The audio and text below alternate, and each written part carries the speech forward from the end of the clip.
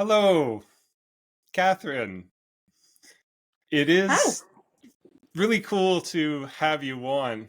We haven't interacted a lot, but you have been an important part of my content creation journey of getting to the point of recording and uploading and writing. And I remember the first time that I interacted with you on the Discord, on Paul Vanderklay's Discord, or the Bridges of Meaning server.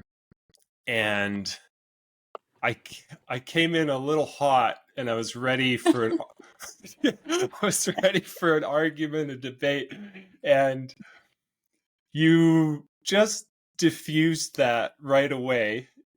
And there was a sense of it's okay to have a different opinion, and we can kind of get along and maybe get to know each other.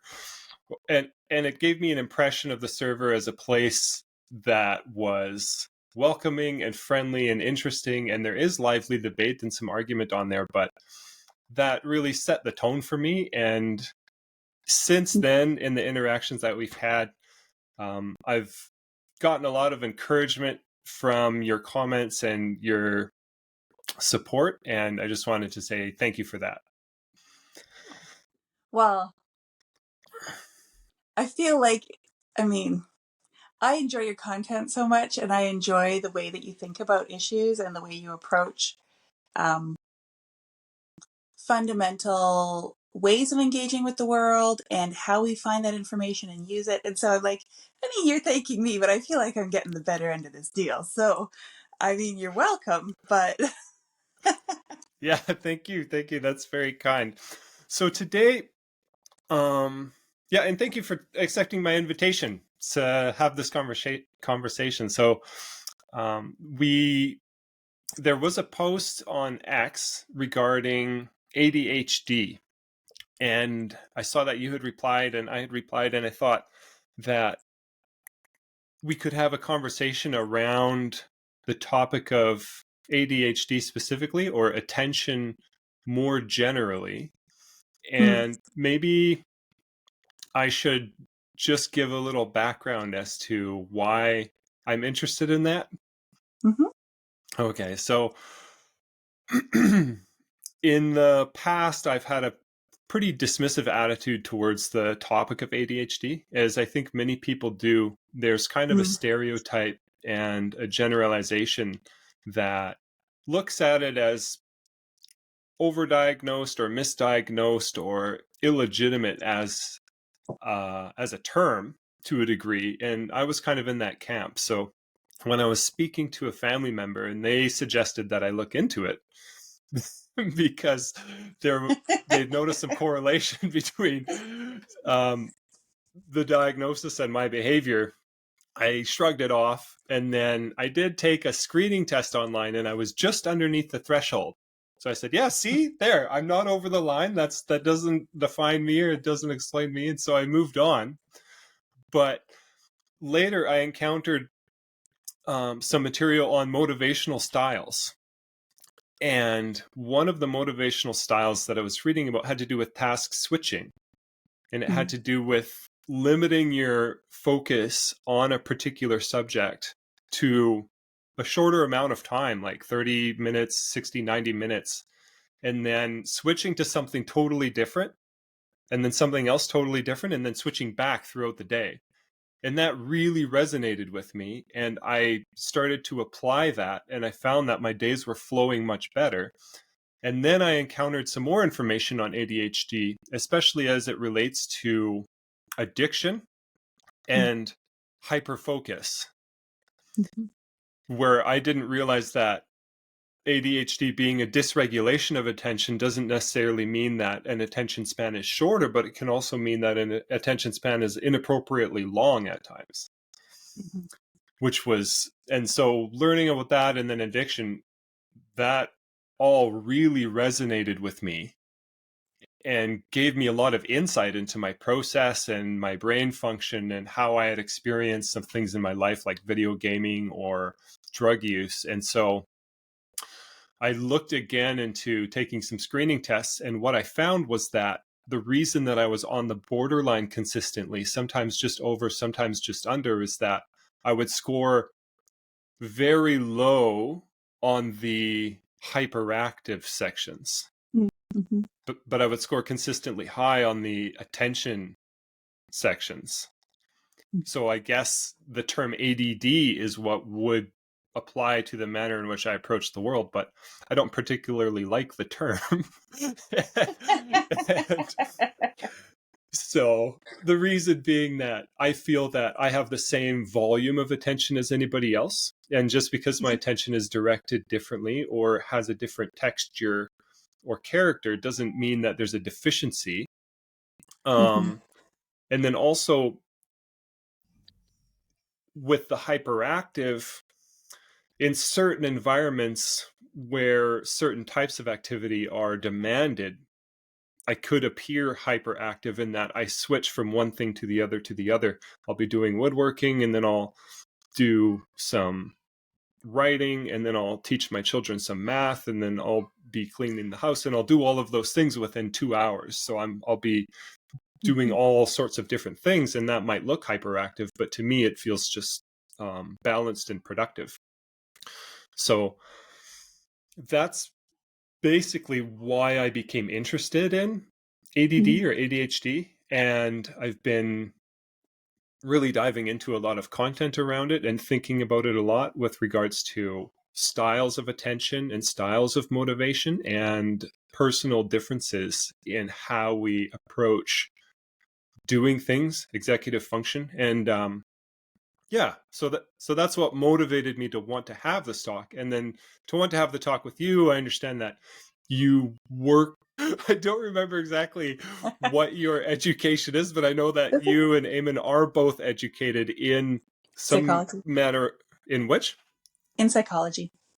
Yeah, in psychology, Mm-hmm. right? And Mm-hmm. and so I thought it would be good to talk to you as an empathetic person about yeah what's your understanding of, and what are some experiences that you've had that have characterized your understanding of ADHD or attention styles in general?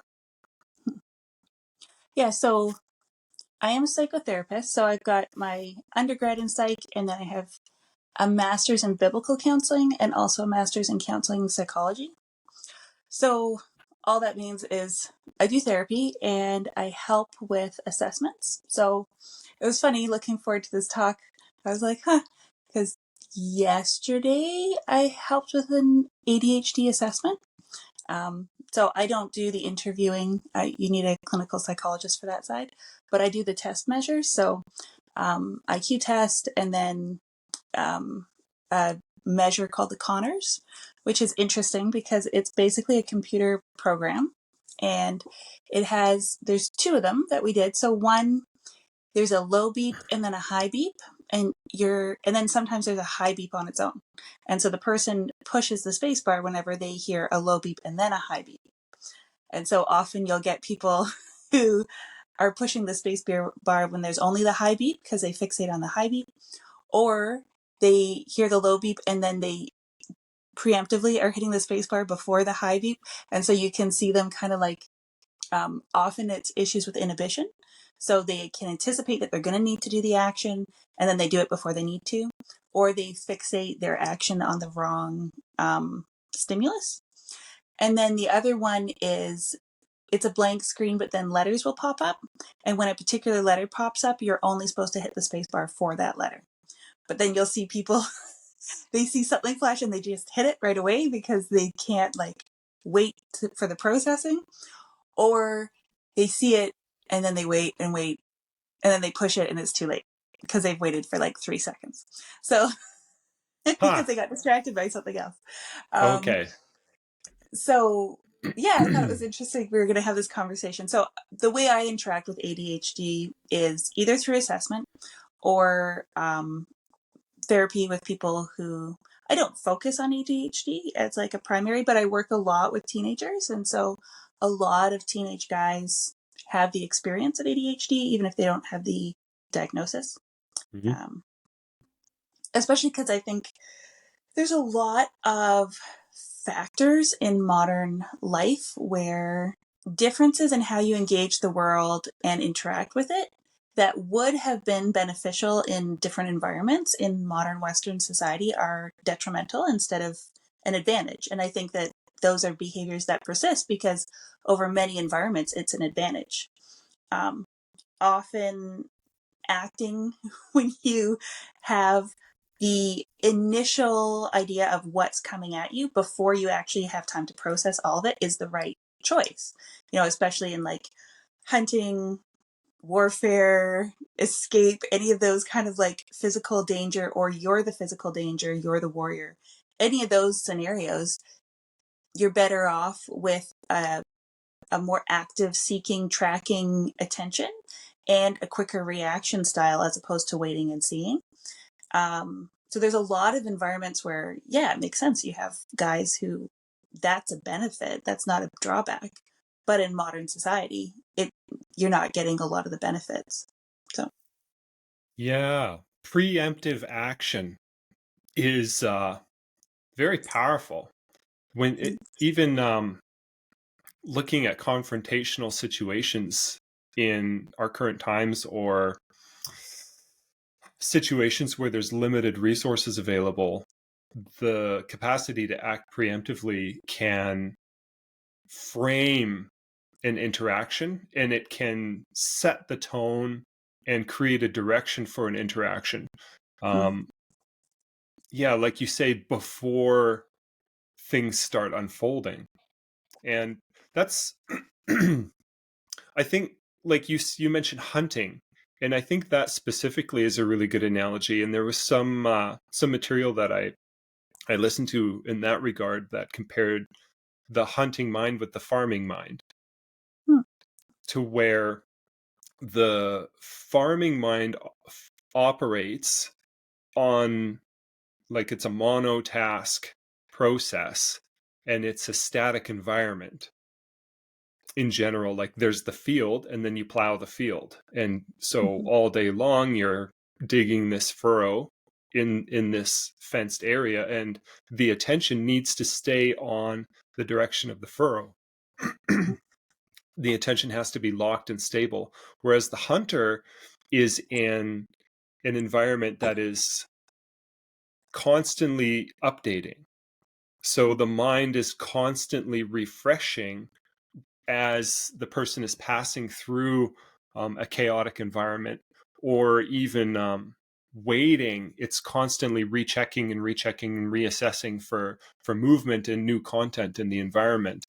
And I think that has a lot to do with attention wandering.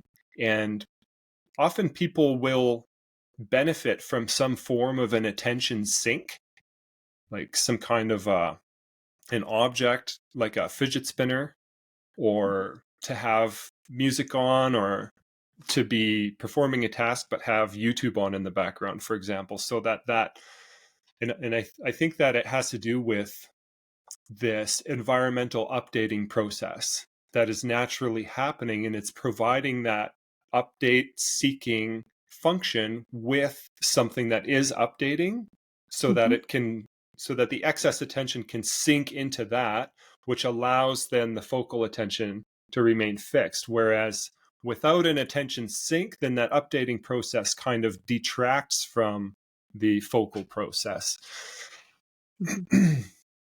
So I agree that there are benefits to a quickly updating, or an impulsive or preemptively acting attention process that really gets in the way when you're sitting in a desk and you're 7 years old and you're learning your 3+4 or whatever it is in grade 2. But yeah, and you said earlier that when you were doing your assessment, you're measuring IQ, and there's a lot of tension between, I think, IQ and misdiagnosis, where, so for myself, I was always able to pass a class when I wanted to, but I was not able to perform the assignments, even if I wanted to. And so I would be getting like 40, 30% in a class, and then I would get an A or a B on the exam, and the grades would kind of balance out to where I would end up with a C or something, or I would pass. But so I was able to pass all these classes, and I passed classes where I was kicked out of the class every single session. I was in a single full session of the class, but I could get a good mark on the exam. It's like, so I kind of, if somebody had been able to identify that my behavioral or my executive issues were related to an attention, an attention style variation, then that could have been very helpful for me looking back. But there's this idea that smart kids can't have a learning disability or something like that. Yeah, which is just, I mean, so there's two ways of thinking about learning disabilities. One that I preference is basically you look across the spectrum of different cognitive skills. You know, you have skills with memory, with language, with logic, mathematics, whatever.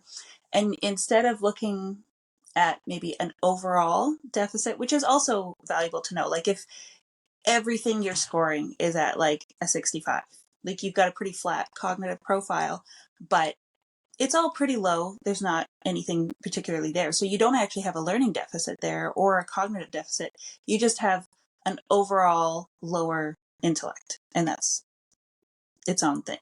But if you have somebody where in general everything's pretty high, but say their math is low and their spatial is low, then they probably have a math learning disability, because the way of manipulating that kind of information is not preferenced by the brain.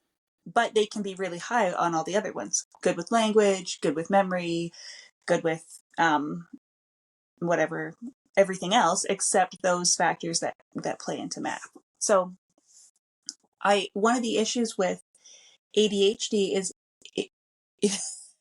you have to have a few measures, because you want to know that what you're seeing is attention popping around, and not just the fact that maybe it's a personable kid, so they come off well, but overall their IQ is actually low.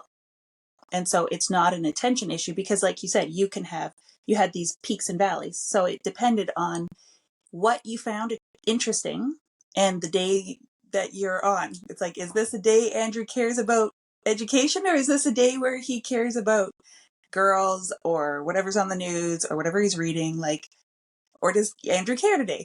And so that's part of why you need a few measures, because you're like, are we getting a good read today, or is this not a good day? Yeah, and you could tell which subjects I was naturally interested in when you look at the report card, and which subjects I just wasn't particularly interested in. But there's and it's funny because there was a lot of stigma that came along with that for me in my life. So my lack of natural, I had the idea that I would like physics, but when I was in physics class and it was just formulas and whatnot, I would see the formula and like, okay, that's the formula. And then the formula is being discussed and whatever. And I'm just very bored, very like looking for something to update, or I'm going to cause an update to modify the environment. And then it's like, and then I'm in a different environment, which is great because now I can think about or do whatever I want. But well, and that's, sorry, go ahead. Oh, I was going to say that there's a character implication or observation that goes into that behavior for other people when they're looking at what it is that I'm up to, where it's like, oh, he's being disrespectful or he's rude or whatever, when my behavior is an expression of my mental process. And that judgment is something that I very much internalized, came from authority figures and family members and whatnot, that there's this idea of discipline that I just didn't have. Mm. And so I've spent most of my adult life trying to cultivate that discipline, which was in a Mm. way a rejection of and a suppression of my nature. Mm-hmm. Mm-hmm. Right. So then I was a very poorly functioning um, monofocal task performer, Yeah. where I'm discovering that I can be a high functioning multifocal task performer. It's like in a lot of ways, part of the problem is that the way that our society looks to develop our children and young people is really out of alignment with human nature. Like it's really not good. But at this point, our society is set up in such a way that we don't have the integrated patterns to change it. Now, that doesn't mean it couldn't change, but much, much better is, well, there's a number of factors. But first of all, a better system in general for especially boys, but also girls, but especially boys, would be like an apprenticeship system. You know, I saw a huge difference. My oldest is 17 now, and he does pretty well in math. Like he can do it, but I got him meeting once a week, working with a gunsmith. And Oh, so they built a cannon out of raw material. So he hmm. had to use the metal lathe. He made every screw out of metal. Like they made a full cannon, all parts ground up. But to do that, you had to use trigonometry. You have to use because you're figuring out the the mathematics behind the projection that will come from the cannon and what the size of the bore needs to be. And there's a decent amount of math involved. That was infinitely more engaging for my son. And I mean, you have the benefit of you don't have a giant class, you're not sitting still. There's a little sitting because you got to work with the paper and figure out what the math is for this thing. But you're integrating it with one, it's practical, so it's a lot easier to understand it. But two, you're working with the metal lathe, you're pouring liquid metal for some of the things they had to cast some metal pieces. Like it's a much more involved process. And if you had young men integrated into practical fields where their work is beneficial to the person who's their master or the journeyman they're under or whoever it would be, and they're learning at the same time, that's much more in alignment, I think, with natural learning approaches. But so much of our education system is designed as a childcare system. And to your point, you had some things you were interested in and some things you weren't interested in. Well, some things you're not interested in, you need to learn just to navigate the world. But there's a lot of things that you're not interested in that you're learning in school that you will never use and does not help you navigate the world. You know, if you're not going to be in the maths, do you really need to learn advanced mathematics? No, you don't. If you're somebody who has no interest in history, you should learn the basics of like world geography, the general large ages of, history as it's moved forward. There are some basics you should know, but do you need to have as much education in that field as we say we require from our children at this point? Probably not. Um, so, and there are other things I would argue we don't teach that everyone should be getting more training in, such as, the basics of like a more of like a moral training. So like taking time going through the Proverbs, what does wise living look like? What are good principles for life? They don't have to be religiously biased. There's a lot of just like you sit down with somebody, you're like, what are good ideas for like managing your money? And if you pool everybody together, you're going to have a few principles that distill down, which is most of our older stories. But anyhow, we don't really do that anymore. Even our literature that we teach kids, at least in the public system, is not epics that teach valuable truths. There's a few truths that they like to teach, and I feel like they are broadband, not easily applicable, and mostly like, don't be racist, don't be sexist, don't bias yourself against anybody else, and you should be yourself. And that's like the principles. And you don't really get much else in like 12 years of education anymore, at least in Canada. That's what you get, essentially. So there's a lot of things that we don't need to be teaching all the students. They aren't helpful for them in the future, but we have a childcare system, and it used to be that you could finish school and exit the system around grade 8, and then you would go into an internship, apprenticeship of some kind, and you would only continue in that system if you wanted to get into politics, if you wanted to have some, post-secondary education, you were looking to get into some sort of a medical field, you had some advanced training that you were looking to get to, but most people don't need most of what they were getting in high school. But we decided that we wanted that, and in a large part because we were moving women into the workforce, and we did not have a system for younger people that we were relying on anymore, because we eliminated most of the apprenticeships out there. Yeah. the personalization of education is definitely lacking, and the conversation around that seems to be either about class size or about the placement of educational assistance to focus on children who have special needs. But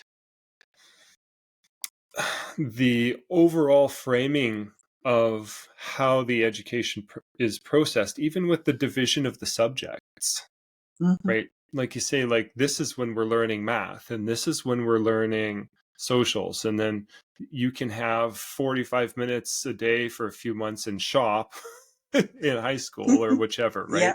Whereas like your son learning metalwork, learning math, learning the practical procedural application of taking a creative project from start to finish, but also having a personal relationship with a craftsman Mm-hmm. that affords a positive adult influence that's a form of mentorship that is really lacking.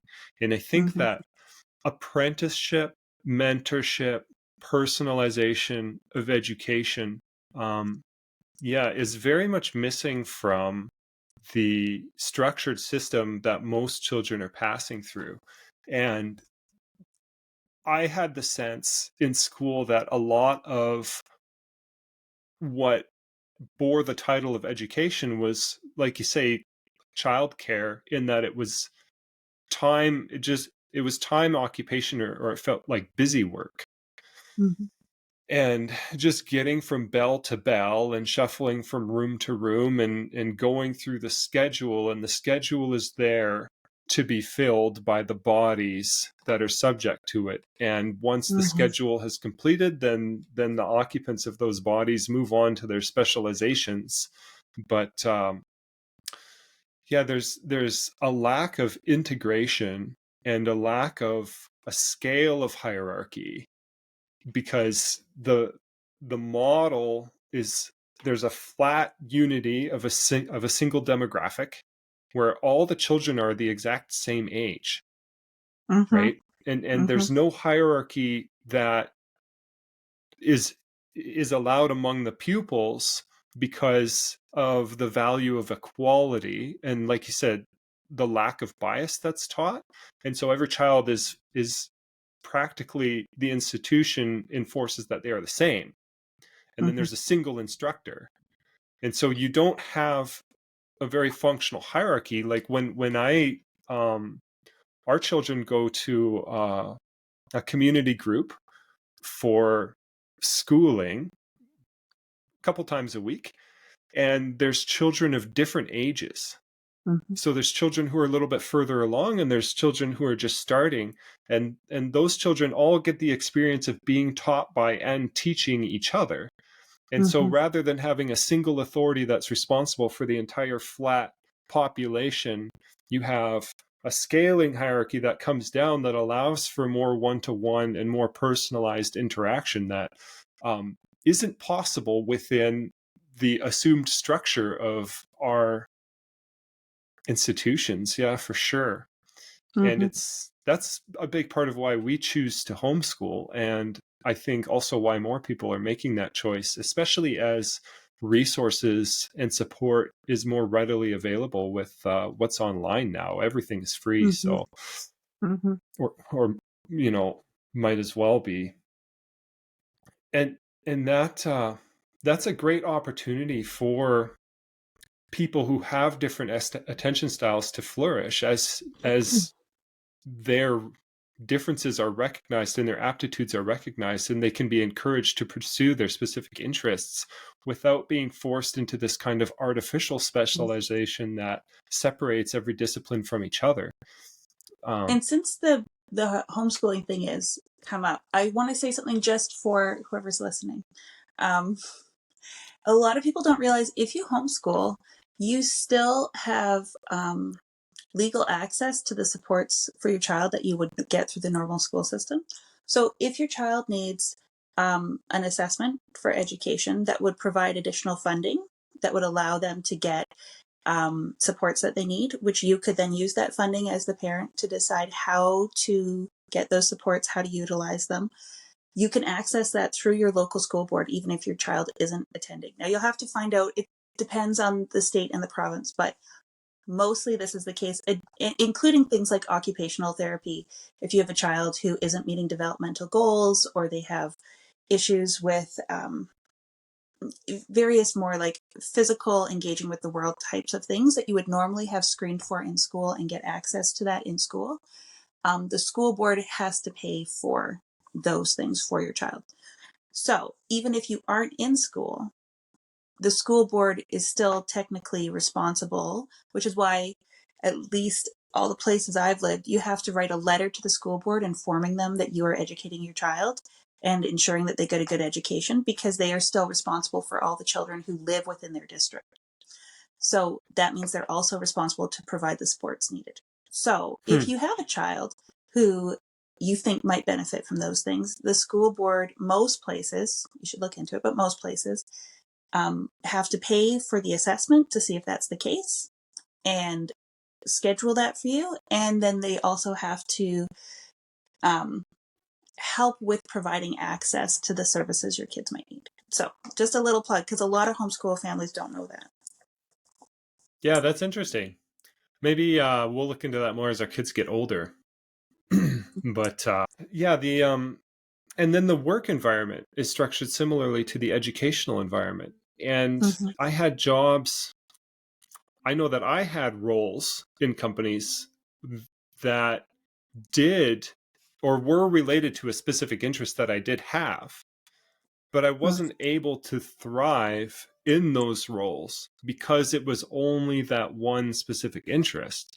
And the hyper specialization that's encouraged really caters to a specific attention style that has a very dedicated capacity for focus. And I know that looking back and reflecting on it, on days where I had a variety of responsibilities, where I had to go out and I had to do something to get some resources or to interact with some people in a novel way that I then could bring back and take those things and apply them to my task. Those days were a lot better because it would be broken up and it was giving me that kind of focal update to be able to switch and refresh. And I found that the opportunity to refresh in that way has been really, really important for helping my focus to stay productive throughout the day. And so many people struggle with maintaining focus, and there's such a moral value that's attached to maintaining focus. And the idea of initiating and staying in a flow state over a duration and dedicating yourself to a single function, that is in a way how productivity is defined for a lot of people. And I think that creates dysfunctional expectations for people that conflict with their attention style, that cause them to fail and to judge themselves and to burn themselves out on a task such that it's difficult to return to and it's difficult to have progress.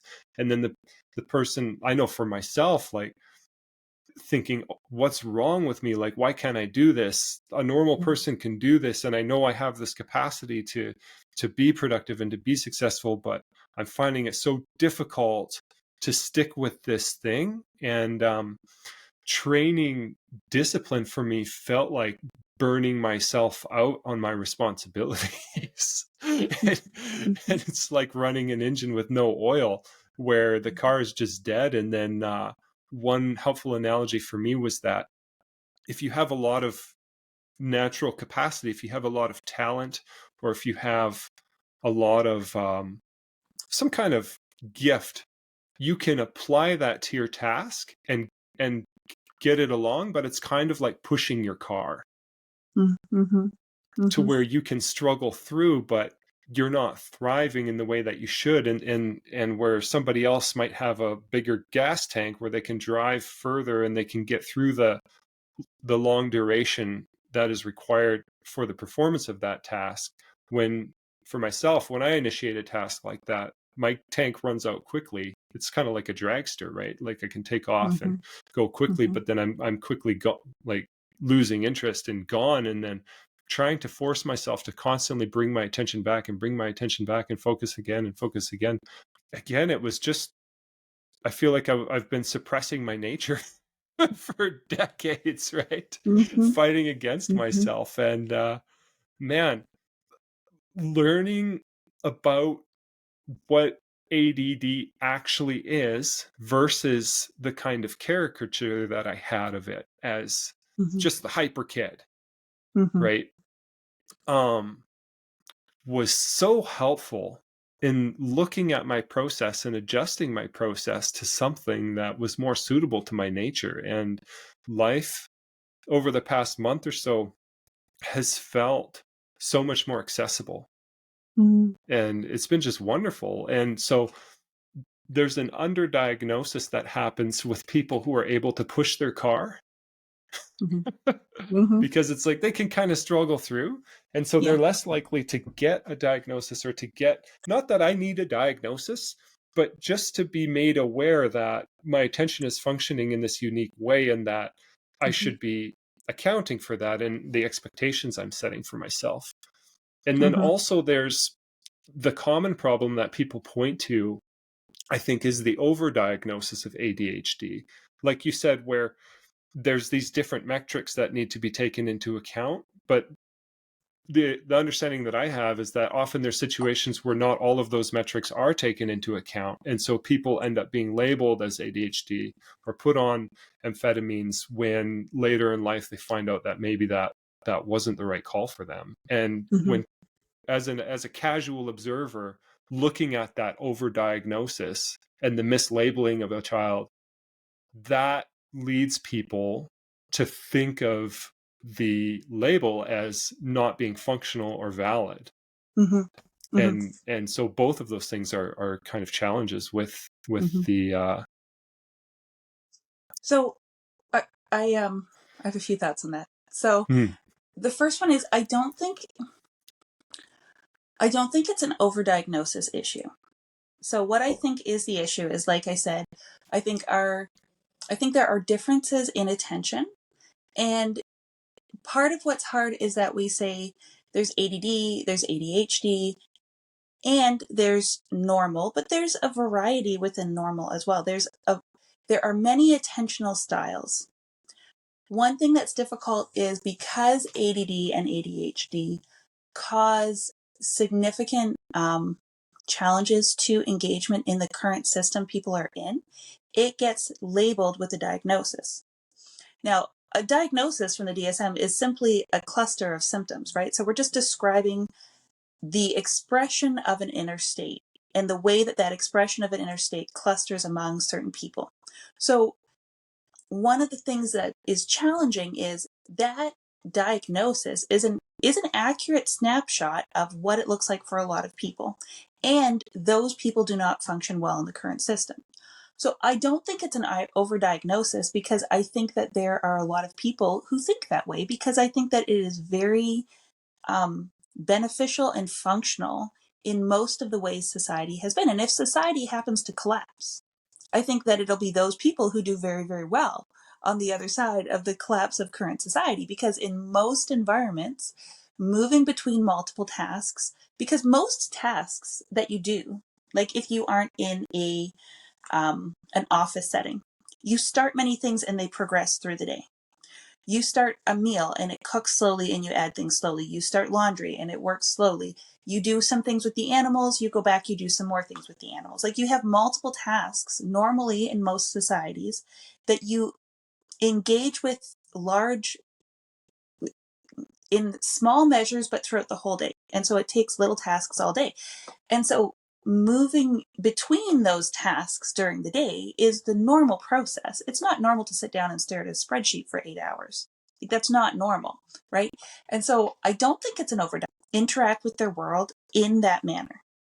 What I think is problematic is that we have not taken that realistically and said, perhaps there's something wrong with the way that we are structuring our lives and our society, and have instead said, well, if we can medicate you to change the way that you process and engage with the world, then we can make you like other people and you can fit into a society that works for, I think, 15% of people is what it works for. Frankly, now a lot of those people are like, there's varieties of ways that they can interact and have attention. And like you said, there's like the people who can push really hard, and so it's not great, but it works okay. There's the people where they've managed to say, you know what, I hate this, so I'm going to find a job that lets me do more, or I'm going to work a couple part-time jobs so that I'm not always in the same thing. But people find ways to work it. I don't think that modern society is an optimal environment for almost anyone. Like, it is for some people, but mostly I think who it works well for are not the people in the middle or bottom edges of society who are doing the grinding. It's not Right. usually those people where society's working well for them. Yeah. And so I think that there are a lot of systemic issues that motivate and drive the system to be the way it is, and it's extremely hard to change a system.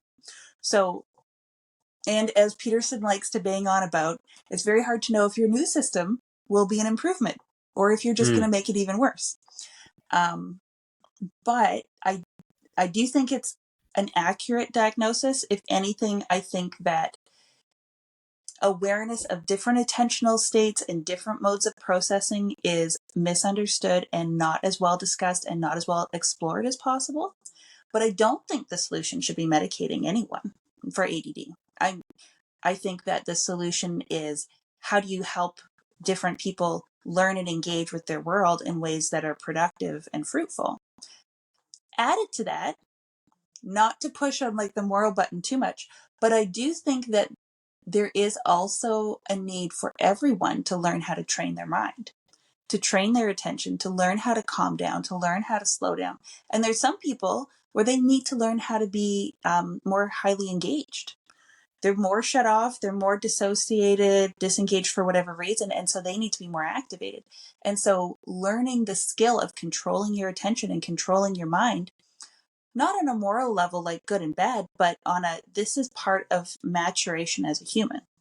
You do need to learn to submit yourself and manage your own mind, submit yourself to others, but also to yourself. Because, I mean, you've been talking about your own process of learning how to control your attention, and that there are ways where managing your attention, it's beneficial because you're able to bop between things, do multiple things, and you actually have a better flow.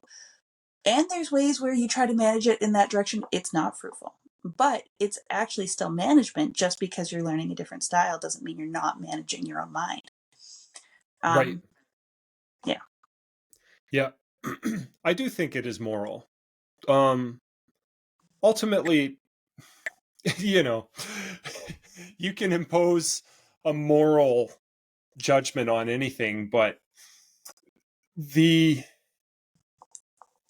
management of your focus and the management of attention is really important when it comes to action, obviously, right? Mm-hmm. Because you cannot act towards something which your attention is not directed to, right? You have to Mm-hmm. be able to point your attention to something to be able to act towards it. And so being conscious and making choices about where your attention is going is the only way to exhibit self-control. Mm-hmm.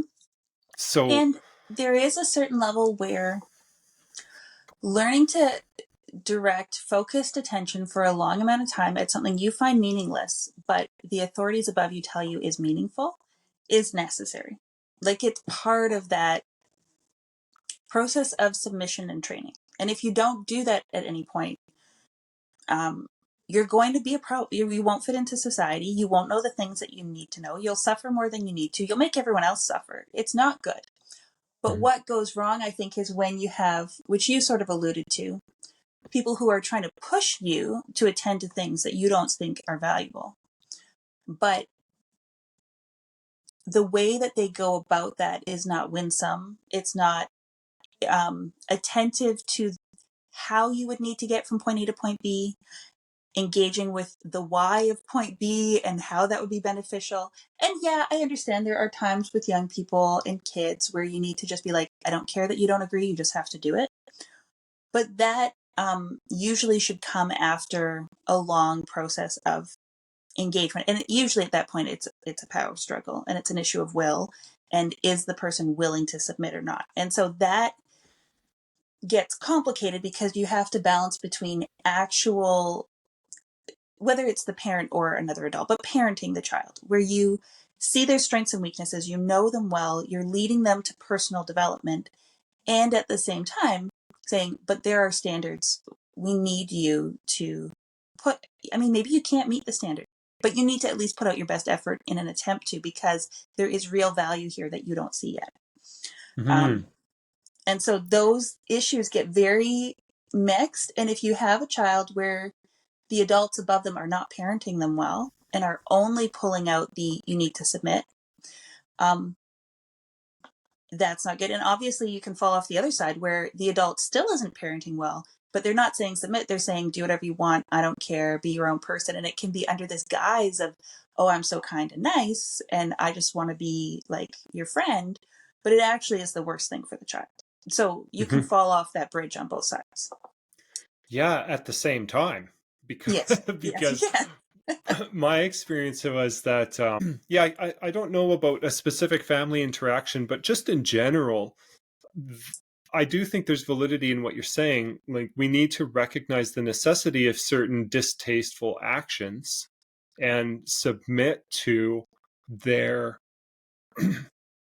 participation in reality. We need to acknowledge them, and we need to do our taxes. We need to clean our there's these things that aren't necessarily pleasant that we do need to do, but the issue that I've experienced is that that bar is set so far from my natural capacity that I can't stretch to meet it. Mm-hmm. And then if I fail to stretch to meet it, then there's this kind of binary action. It's not that, okay, we're going to adjust the bar or we're going to adjust your process to be able to craft the environment or to craft the time management to afford the capacity to raise yourself to that level. But it's kind of an all or nothing thing where, oh, you don't want to do this now, which is normal after a repeated failure, to Mm-hmm. become discouraged and to become disinterested and to say, well, this is nonsense. Mm-hmm. And then it's this kind of, oh, there's an attitude problem, but then without being coached in that process anymore to meet that bar, then it's this kind of abandonment Mm-hmm. that is consequent, which like you said is the hands off. And then it's this very kind of extreme, do this and then I'll give you attention and I'll give you a reward if you meet this level, and if you fail to meet this level, then there's nothing. And Mm-hmm. I ended up in the nothing area where I was very disconnected from my family for a number of years and very disconnected from any type of institution, and I wasn't able to function in college or university, and Mm-hmm. struggled in different types of workplaces. Ultimately ended up doing okay in trades, But that I knew that that wasn't really where my aptitude was. And there was so much tension between my gifting and the environments that I was in where I wasn't able to express that.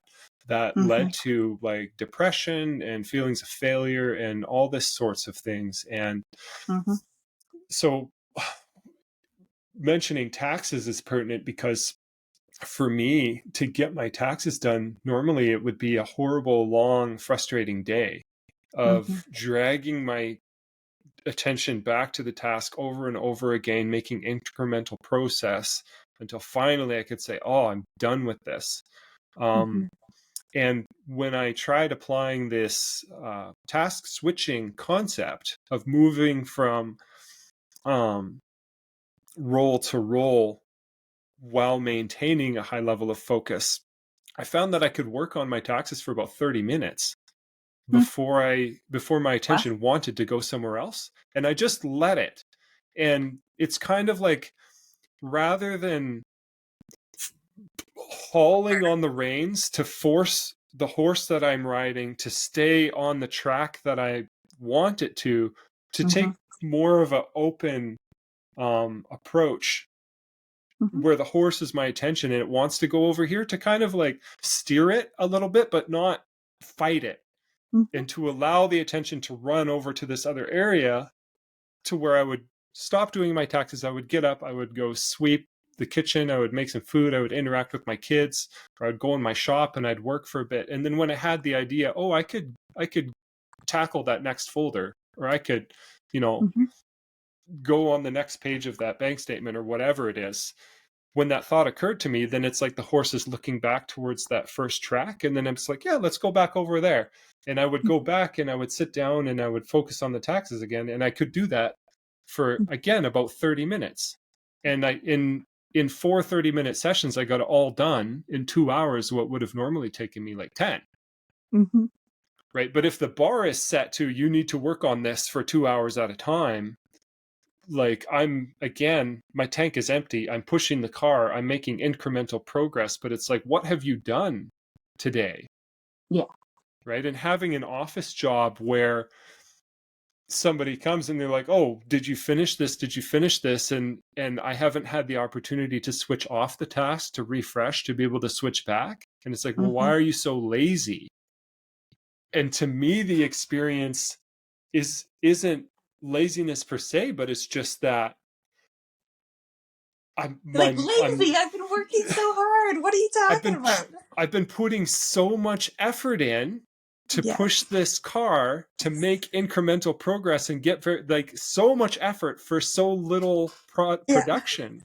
And it's really not lazy, but it's really not productive.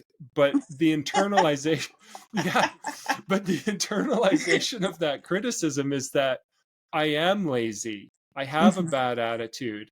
I don't prioritize the right things. I'm rebellious. I don't value practical what have you. And then there's this kind of characterization where it's like, yeah, I get in with a bad crowd, or get into bad habits, or become antisocial because this internalization of failure and judgment and negative moral character finds expression in all these dysfunctional relationships and processes. And there was so much effort that went into dragging myself out of that through my 20s and towards my 30s to become someone who was kind of worth marrying, right? Which was my goal. To when I got married, to when the accountability and support of my wife encouraged me further to continue to invest in discipline. But my investment in discipline was trying to reach this bar that I didn't have the capacity naturally to reach. But like, to bring this back to what you were saying earlier about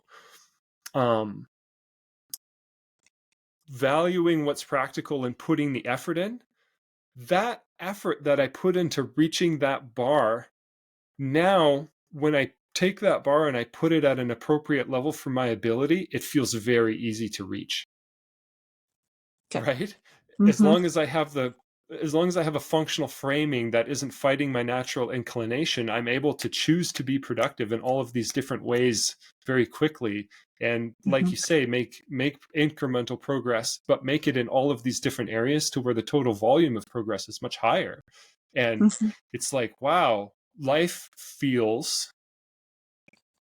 On that day when I did my taxes, Mhm. I cleaned the house, I took care of my kids, I made a whole bunch of product in my shop and had a great time with some family. And that afternoon, as I was finishing my taxes, I told my wife, I'm like, I'm having a lot of fun today. And it's like a normal day can be fun where I'm not just fighting myself and judging myself consistently throughout the day. Is like, what the heck? Like, people can feel like this? It's crazy. I'm so So, happy. I'm so happy that whatever you needed, and maybe that would be worth talking about for other people, but whatever you needed to get over the hurdle of like, I'm bad, basically. I'm bad. I'm no good.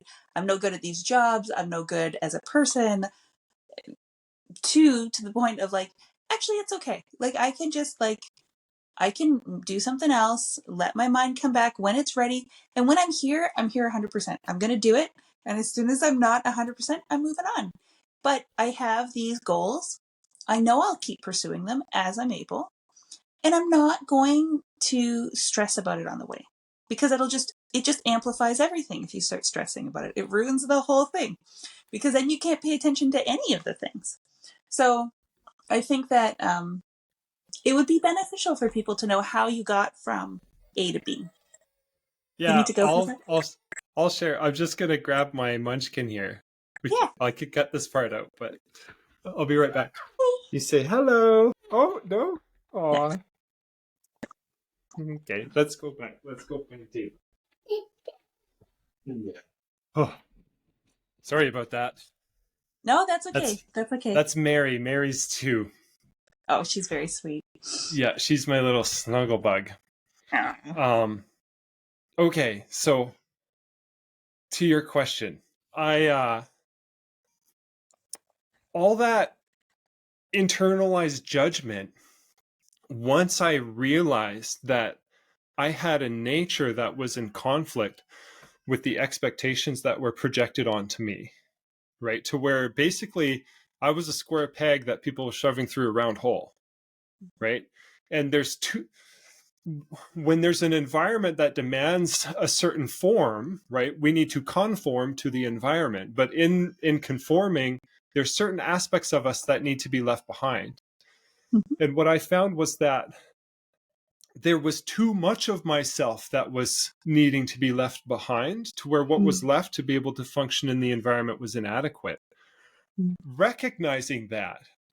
Recognizing my unique form, or the attention aspect of my unique form, and recognizing that there is a valid process for that to thrive. There's a different form for me to conform to that is more suitable to my nature. I realized that the problem wasn't a moral problem per se, but it was a procedural issue.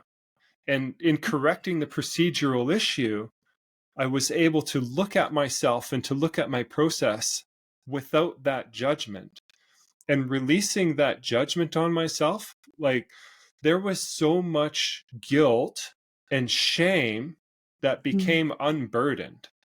So in the week after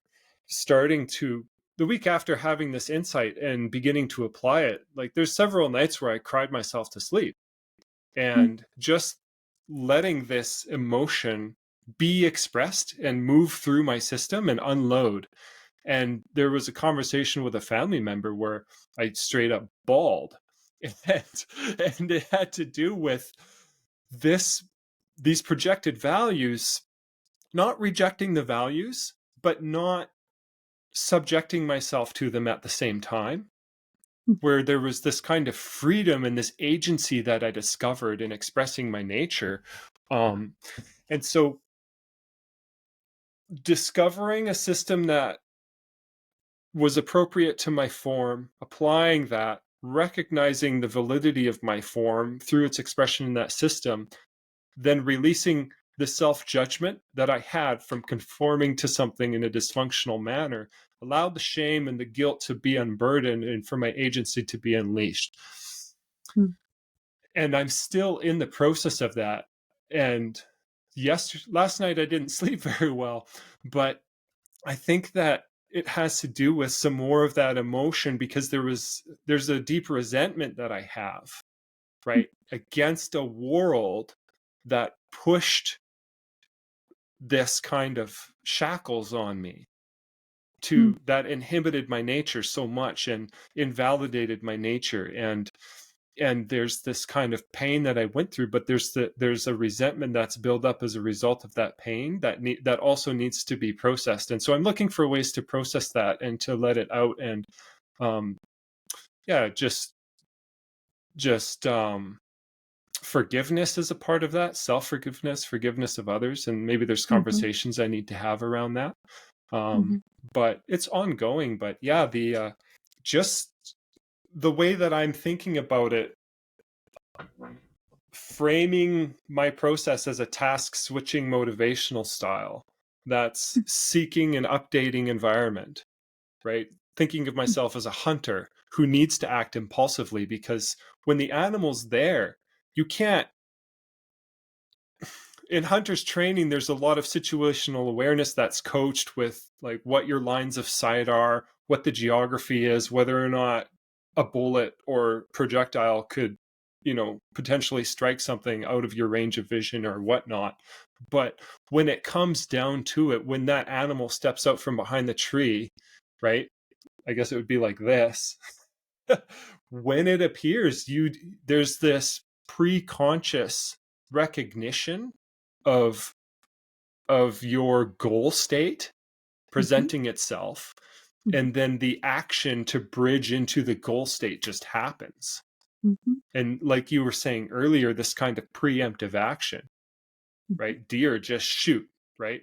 And it requires that kind of constantly updating, seeking attentional style that I think is also related to things like metaphor and analogies, right? Because the seeking mind is exploratory, and there's this kind of discovery that is happening through your expression that lends itself to oh, there's this thing, and oh, there's that thing, and oh, there's that thing. And as these things are presenting themselves, they're being placed into this shared environment to where the content, through its mutual relationship to the overall context of the conversation or whatnot, lends itself to metaphorical thought.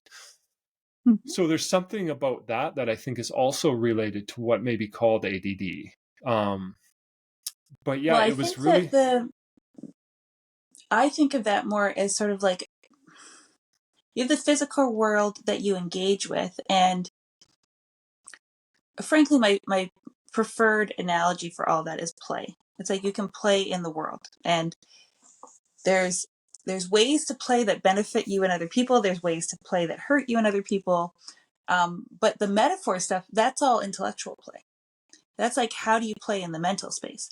And when you're looking at metaphors and analogies, you're having to release a little bit of control.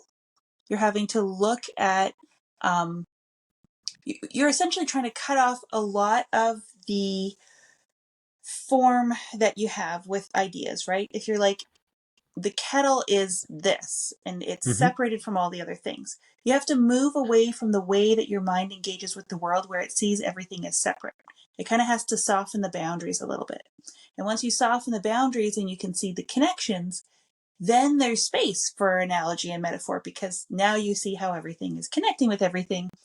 And hopefully you can move that into a appreciation of it that is humorous or evocative, or there's something about it that makes it poignant and not just banal. And you're like, yeah, as soon as you point it out, everyone's like, yes, that's true, but no one cares. Like, you have Yeah. to move it beyond that level to like, interesting.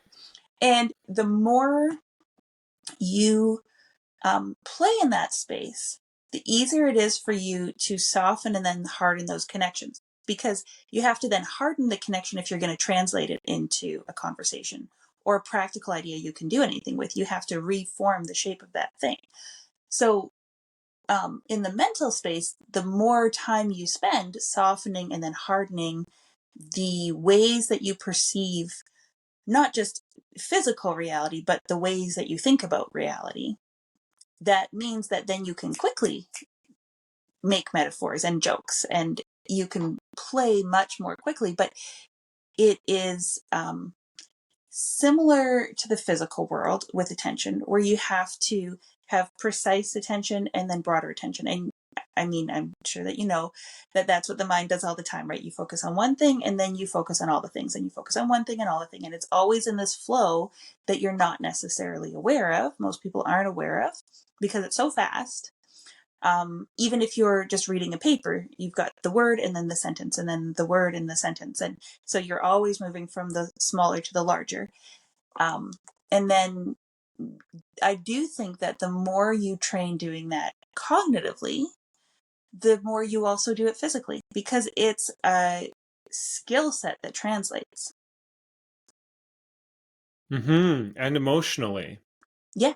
Mm-hmm. But to To do that play, you have to be a little bit chill. If you're too stressed out and you think you're just a bad person, right? yeah. You're like, your inability to do this is a moral failing. You can't chill enough to relax and participate in that process. Right. Yeah, and then there's such a beautiful gift that is lost then for no productive reason. It's such a shame. Mm-hmm. Mm-hmm. It is. Yeah, I think about what you're talking about as the concentric and eccentric modes. Ever since the Consciousness and Conscience conference, which thank you for organizing again, by the way.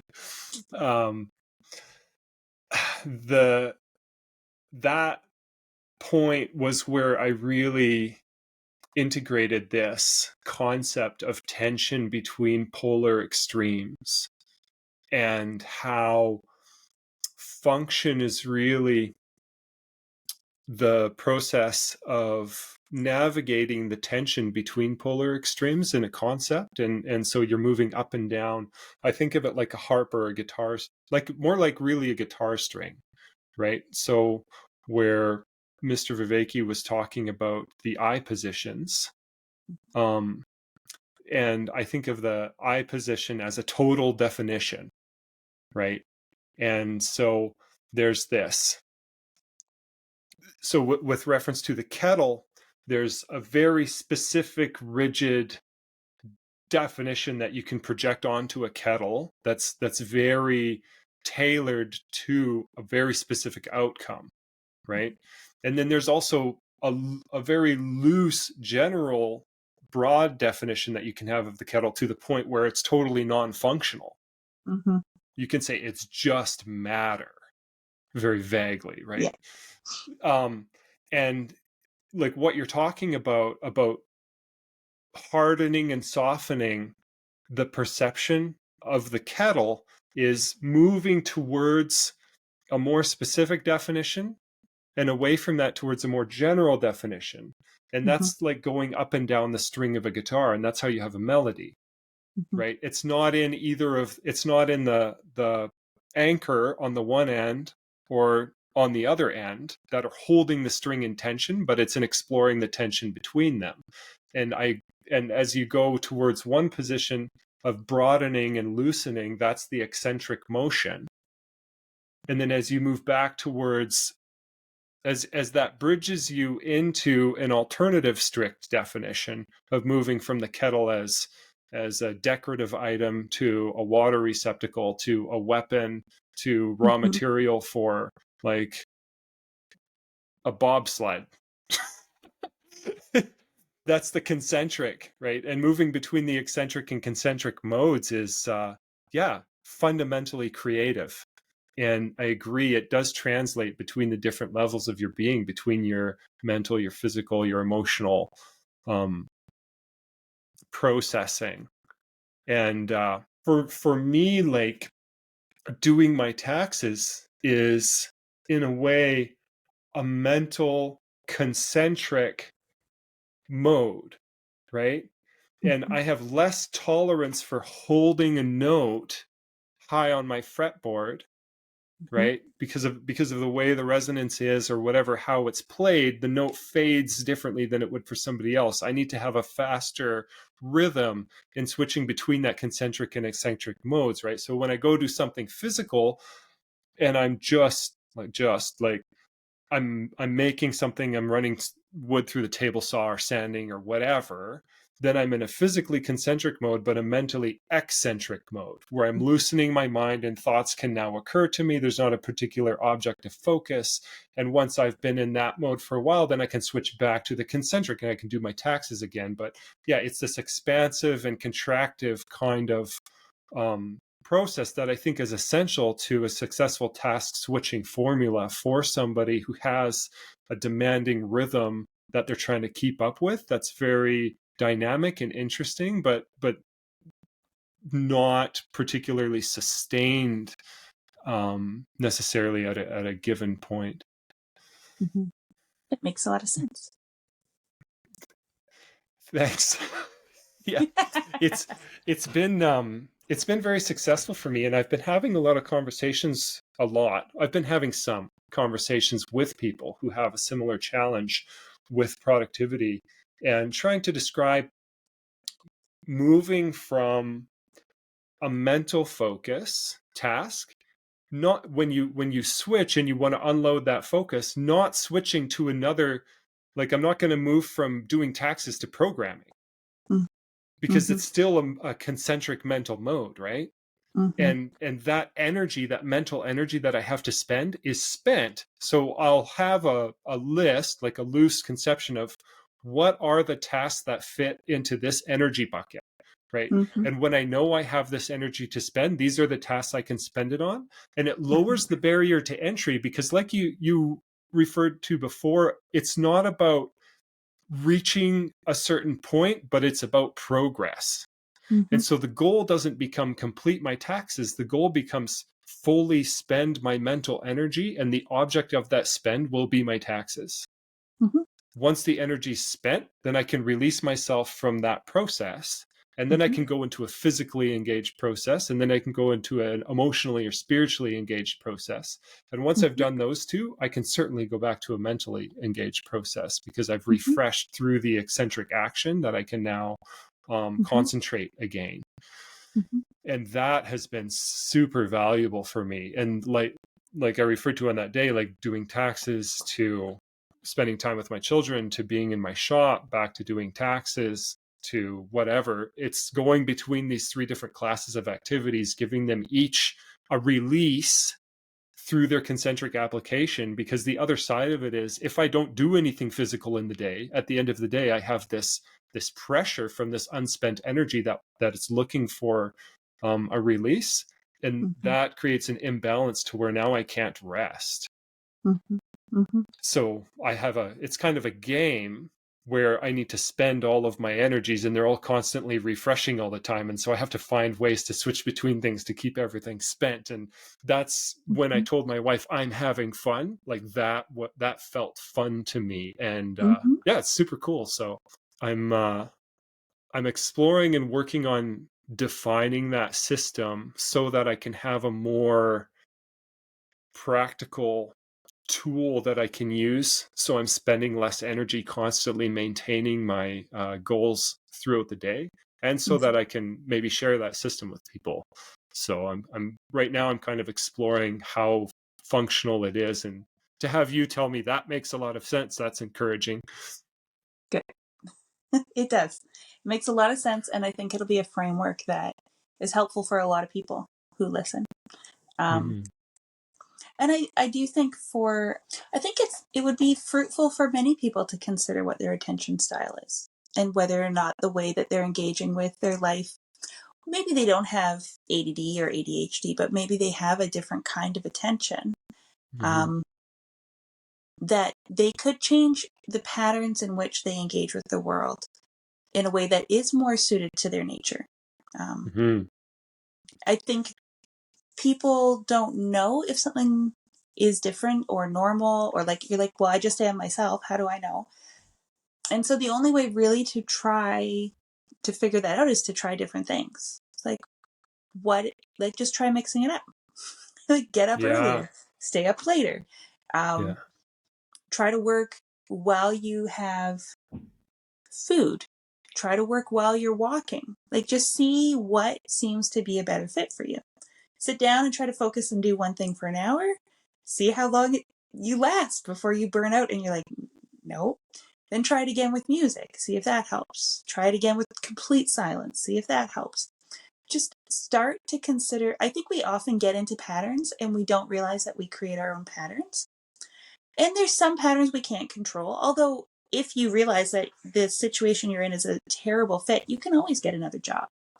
Um, Often, people who have very different ways of engaging that are not in alignment with society, either you get into a different part of society that works well, like the trades if you're in a corporate job, or you, and a lot of people do this, you become a creator. You're like, I'm going to start my own business. I'm going to create my own content. I'm going to create these products because then I have control and I can do it in a way that is beneficial to other people, but it suits me and who I am. And Mm-hmm. the reality is that unless you're retired or you're a stay-at-home mom, your livelihood and whatever you do for that takes up almost all of your life. Most of your life will be spent doing whatever your job is. And so it's worthwhile to take the time to explore what would be a pattern that suits who you are, as opposed to a pattern where you're just hurting yourself, trying to shove yourself into, like you said, a round hole when you're a square peg. It's like, don't do that to yourself, because the things you end up cutting off are the things that are probably the most beneficial to society.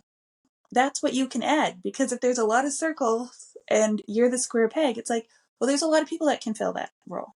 Or perhaps almost nobody, in which case maybe we just need a whole new system. But you certainly are cutting off things that society needs from you. Yeah. I feel that way. And I feel that like I'm somewhat unemployable. And I think ADD lends itself to entrepreneurship because you get the opportunity to wear a lot of different hats. Mm-hmm. But looking back at employment, I do feel, knowing this about myself, I could be somewhat employable now, as long as there's a role in which I can express all these different forms of energy and switch between them through the day. But there's not a lot of environments that are, like you say, the system is not structured for that.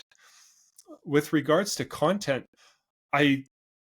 again, the conference was so big for me in being able to dialogue with people, share ideas, and discover an interest in my thoughts, and to get some validation as to their functionality from people. And so I started on this journey of writing and whatnot. But the issue that I ran into was that I was pursuing that in this old productivity structure, to Mm-hmm. where I would put half my day into content and then half my day in the shop. And I was burning myself out on both of them at the same time. I managed to Okay. keep it up for about 3 months, and then I got sick for a month. And Okay. then I said, well, I can't manage all these distractions. I thought that it was because I was trying to do too much. That was the problem. So I said, I'm just going to focus on my business. And so I spent the summer just focusing on my business, and my business didn't really grow. Right? Because again, Yeah. I'm just stuck. so reapproaching sharing ideas and trying to express myself now, but fitting it in different slots throughout the day, where I can spend mental energy on my business marketing, or I can spend mental energy on writing. And then when I need to spend physical energy, my shop is there, and I can work in the morning, the afternoon, I work at night, I work all over the calendar. Like it's not a time management system at all. It's very much an energy management system. Yeah. Right? To where I'm being impulsive, I'm trying to be more impulsive, and to allow the present need to dictate my action, because that is where I'll be productive. Wherever my interest is pointed, if I pursue action towards that interest, I'll be productive until the focus runs out, right? So I'm excited that I have this approach. And so I'm just trying to open myself up to having conversations like this, to do some podcasting, to do some writing, to do some video essays, to do some creative projects. And again, that's kind of all over the place. And I'm not completing any one category at a great rate, but I'm making progress in all of them. And I'm excited about it. I'm having fun. And I'm keeping up with my business obligations and my family obligations. And as a matter of fact, those things are improving. Mm-hmm. Mm-hmm. So, so I'm excited about the possibilities in the future and the relationships that are being built. And yeah, we'll see how things go with sharing ideas. And I do feel a real draw to sharing ideas and expressing them, because I do get positive feedback and people have told me that they're useful, and there's a deep satisfaction that I have. And my attention for doing taxes, my capacity, is lower than my capacity for physical work, which I can really focus on a physical task for about 90 minutes. But that's even lower than my capacity to have a conversation like this. Like I can hyperfocus. I've noticed that my hyperfocus states are triggered with video games and with one-on-one deep conversation. Mm-hmm. And when we go to our faith community, my wife gets frustrated with me because I'll sit and I'll talk to somebody for 7 hours straight. Like, so it's like the kids are crying. We need to change diapers. We need to get meals. I'm like, I don't even hear it. I'm just like locked in this imbalance of attention that is hyper focus. And yeah, so learning to pull out of that as well, but and just to balance and have a dynamic, sustained, productive focus that's moving between all these different projects and states. And so yeah, we'll see how it goes, if I can keep it up longer and what the fruit of it is. But yeah, again, thanks for your encouragement, and I'll try. Well, I'm excited to see how it goes. I'm sure it'll be good.